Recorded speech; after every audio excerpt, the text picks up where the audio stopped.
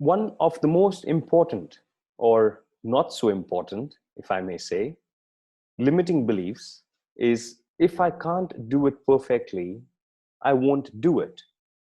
So no point in starting it. This is a limiting belief because we create these ideal situations in our lives, in our heads, and we expect that to be the reality of what people expect.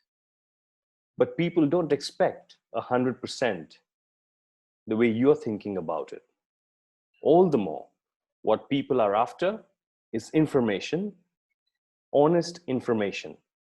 Of course, there is a lot of dishonest information, and everybody wants to have a say in something, which is fine.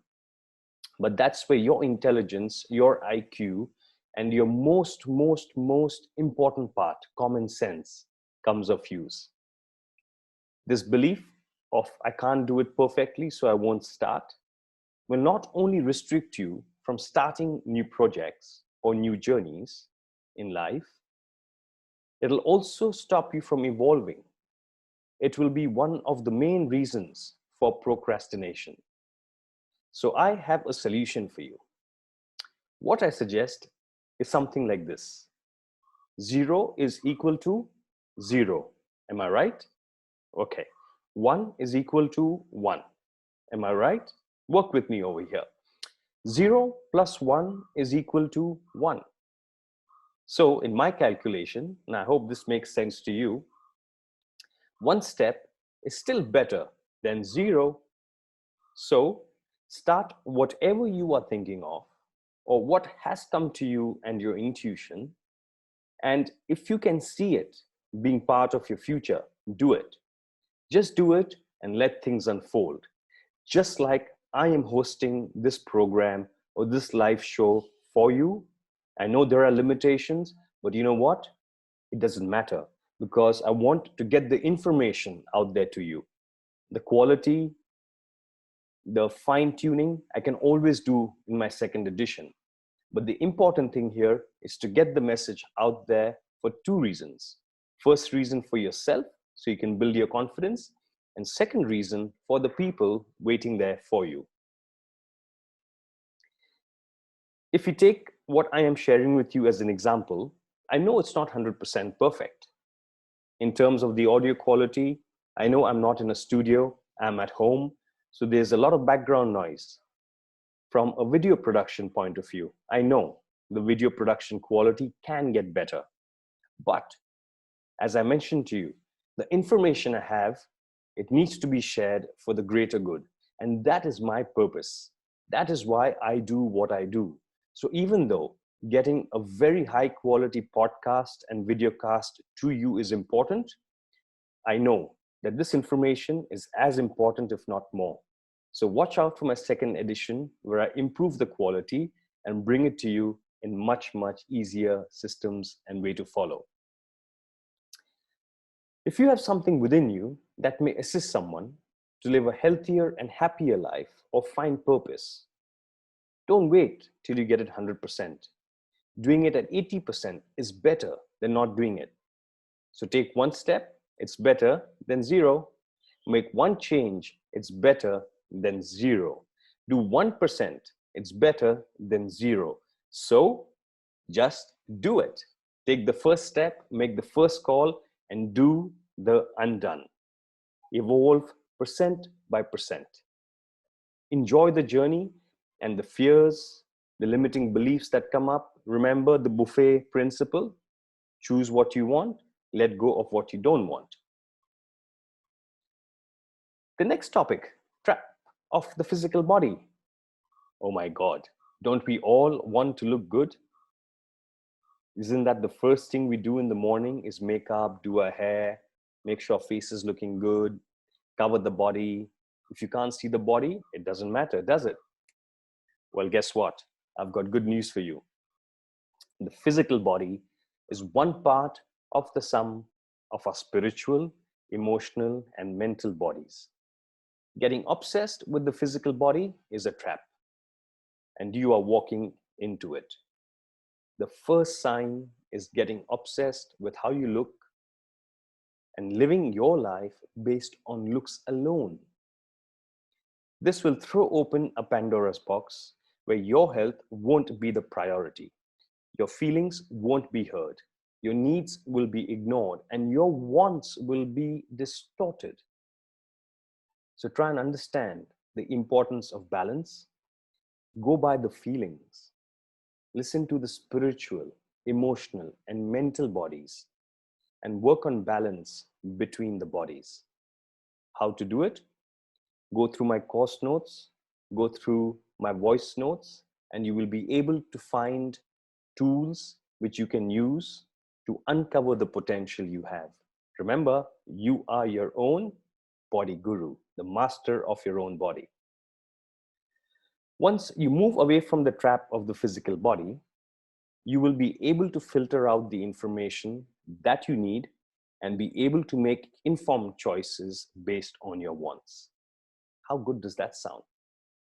Imagine having the power to make decisions based on what works for you, as opposed to making decisions based on somebody else's theory, somebody else's story.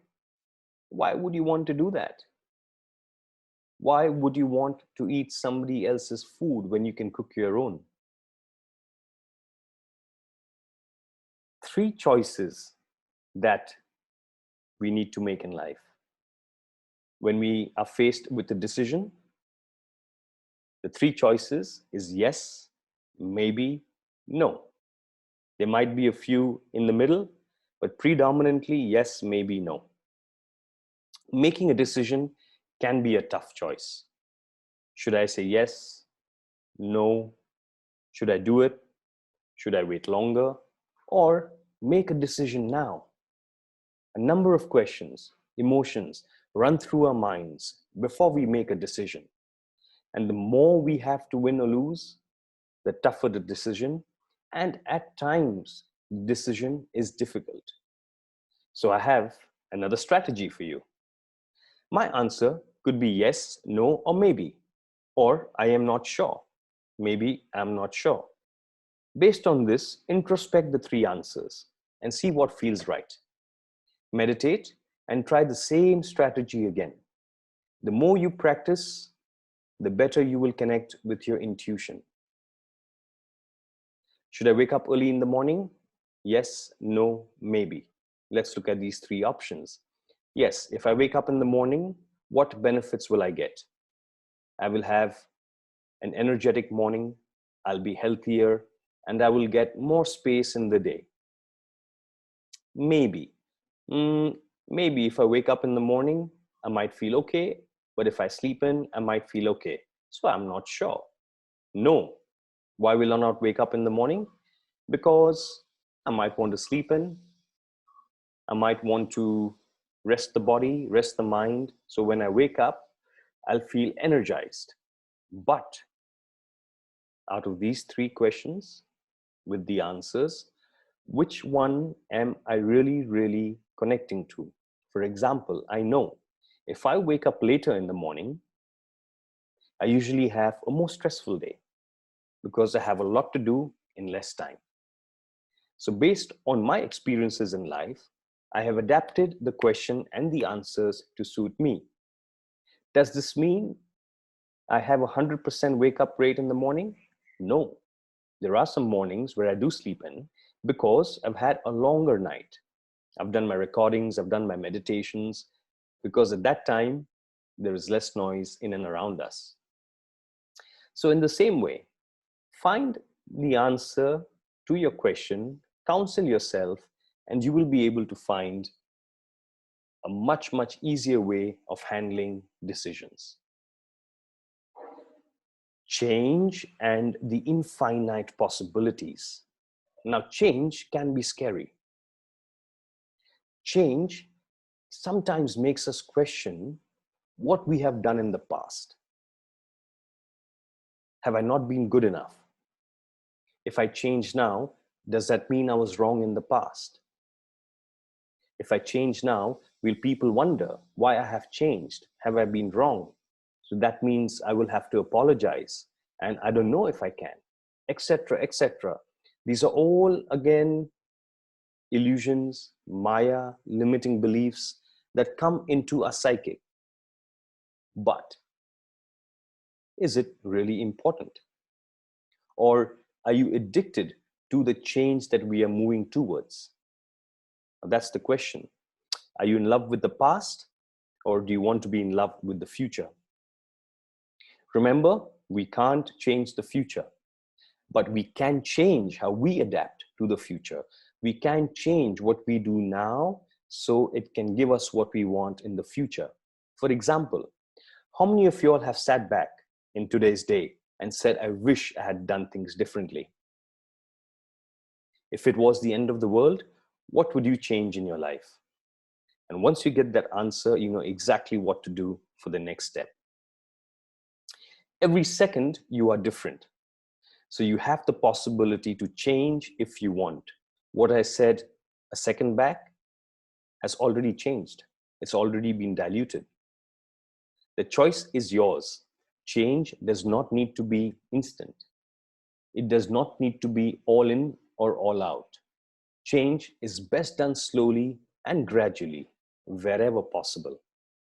Unless you are faced with a catastrophe and quick change meant life and not death, here the cost of change is far less than the cost of what you would lose without the change.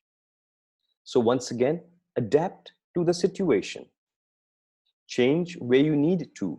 Don't change if you don't want to. Keep things simple.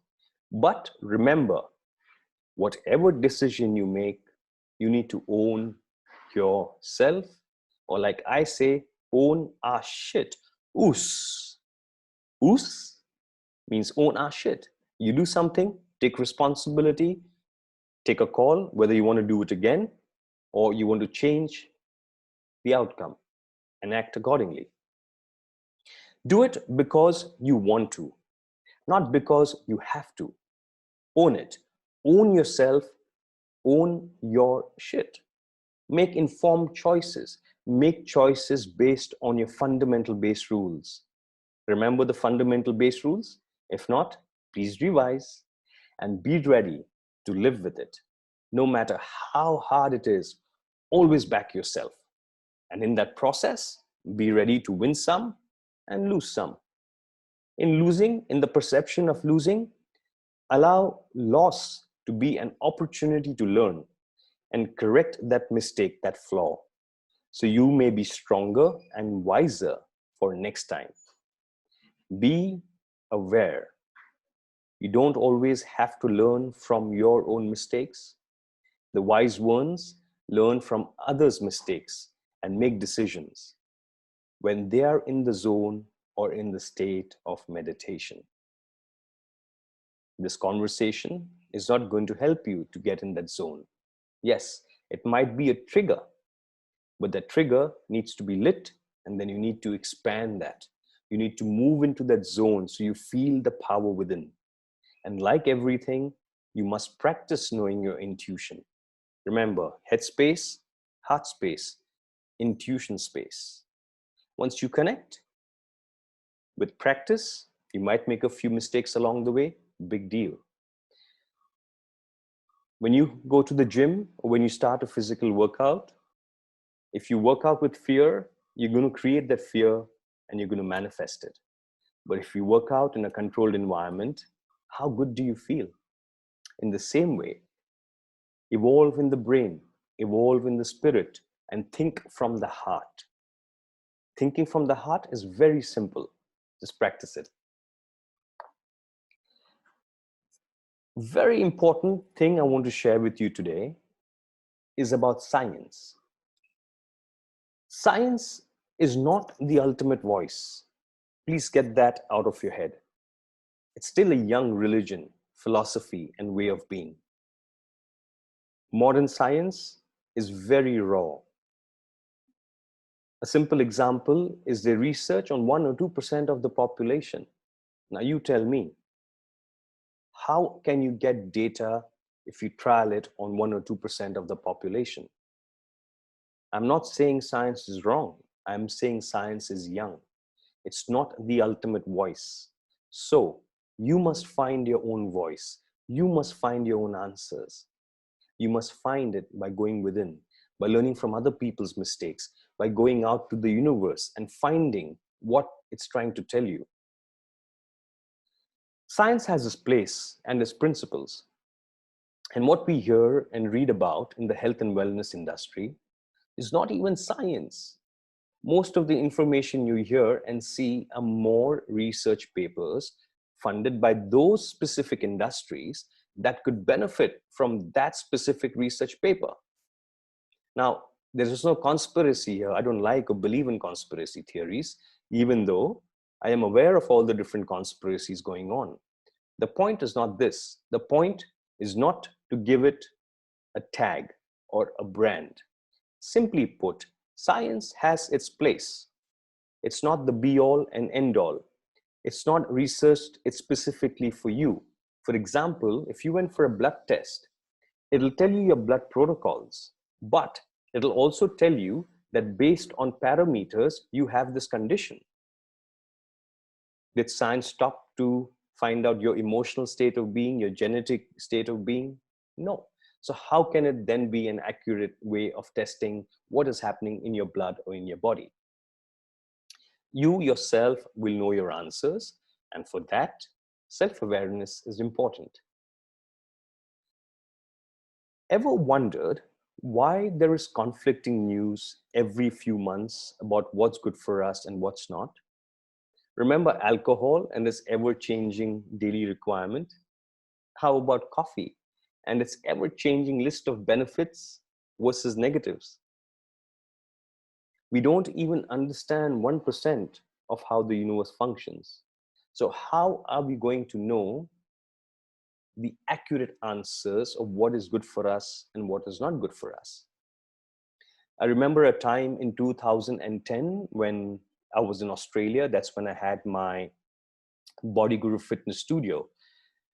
And there was this massive push about having a glass of wine every night. And I remember some clients coming and actually talking to me about it, saying, listen, we're going to start having a glass of wine every night. And I, using my common sense, said, look, it can't be that good because alcohol in those high concentrations is actually not healthy for you. And there's years of research showing that when you have this 1 year research coming up and telling you that drink 1 glass of wine every night. Now, I forgot to tell you that the wine has preservatives. It has sulfur, a high amount of sulfur, which actually hits your liver along with all the compounding toxins in the environment. Long story short, that's changed now, hasn't it? Drinking 1 glass, I think, has become now 2 glasses a week. I mean, I stopped keeping track of all these absurd research papers that come out because it's not suited for you. It's suited for people that don't even follow an exercise or health and fitness regime. But the point here is not to badger anyone. The point here is to make you understand that science is a young religion. It's a young philosophy. So take it with a pinch of salt. Understand the common sense to what you need. For example, we all know that eating healthy is important. Moving well is important. And wealth is important. How come then these 3 important aspects of our life are not shared on a regular basis? How come there are shortcuts in the newspapers, in the research papers that are thrown to you? I'm going to share one fantastic video with you. It's about 1 hour and 22 minutes. It's a YouTube link, and it explains the whole sugar industry on how it used to be a profitable industry. And now, because it's causing so many health mishaps, our healthcare costs are going to be 3 times more than what the sugar industry gives this way. So governments now understand that sugar is not giving them money, which means it's in danger, just like tobacco and alcohol. So there you go. Watch this video. It's very interesting. This doctor has actually researched years of papers and put things together. I hope you enjoy it as much as I have enjoyed bringing it to you.